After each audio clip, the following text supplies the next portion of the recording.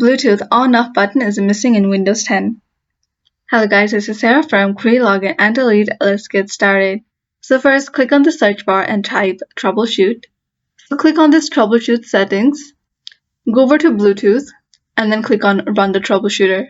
So it will help you to identify and solve the problem. If this doesn't work, go to search bar again and type services. Click on run as administrator. Come down to Bluetooth support service and right click on it, and then go to properties. So make sure the startup type is automatic, so you can click on this arrow button and then select automatic. Once you've done that, click on apply. So if this doesn't work, go ahead and open your browser and go ahead and type Intel Bluetooth driver and click on the official website here. So you'll see the available downloads that is available for Windows 10 and Windows 11. Go ahead and click on download, and once it's downloaded, go to your downloads and open the file that you have just downloaded it, and click on run and follow the prompt to install the driver.